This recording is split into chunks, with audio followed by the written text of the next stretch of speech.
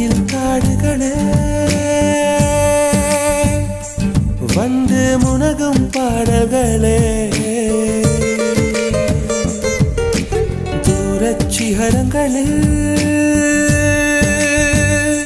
கண்ணீர் துவைக்கும் அருவிகளே இயற்கை தாயின் மடியை பிரிந்து